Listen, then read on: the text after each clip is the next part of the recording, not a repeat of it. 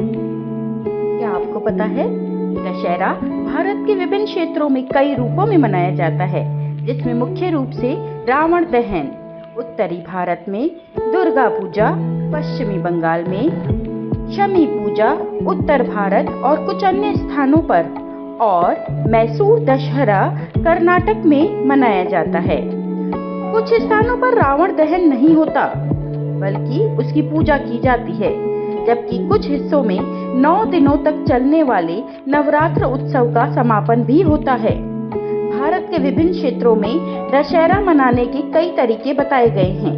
उत्तरी भारत में देखें तो रामलीला और रावण दहन होता है। इस क्षेत्र में रामलीला के मंचन के बाद शाम को रावण, कुंभकर्ण और मेघनाथ के पुतलों का दहन किया जाता है, जो बुराई पर अच्छाई की जीत का प्रतीक होता है। वहीं शमी पूजा के दौरान कई स्थानों पर शमी वृक्ष की पूजा की जाती है। जी हाँ, शमी वृक्ष होता है, उसकी पूजा की जाती है, जिससे सुख, समृद्धि और विजय प्राप्ति का मार्ग खुलता है। इसी तरह से ही दुर्गा पूजा और सिंदूर खेला भी मनाया जाता है और यहाँ पर दशहरा दुर्गा पूजा के रूप में मनाया जाता है, जिसमें भव्य पंडालों में दुर्गा की मूर्तियों की पूजा होती है। विजयादशमी के दिन सिंदूर खेला की परंपरा निभाई जाती है, जिसमें विवाहित महिलाएं एक दूसरे को सिंदूर लगाती हैं। वहीं गुजरात में गरबा उत्सव मनाया जाता है।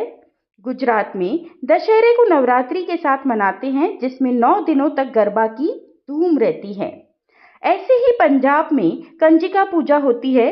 पंजाब के लोग 7 दिनों का उपवास रखते हैं और अष्टमी के दिन कंजिका पूजन करते हैं। वहीं दक्षिण भारत में गोम्बे हवा मनाया जाता है। कर्नाटक और कुछ अन्य दक्षिण भारतीय राज्यों में घर घर में गुड़िया और खिलौनों से सजावट की जाती है, जिसे गोम्बे हवा कहते हैं। ऐसे ही मैसूर में दशहरा मनाया जाता है। कर्नाटक के मैसूर में यह उत्सव मैसूर दशहरा के नाम से प्रसिद्ध है और यह शाही इतिहास को दर्शाता है, जिसमें मां महिषासुर मर्दिनी की आराधना की जाती है।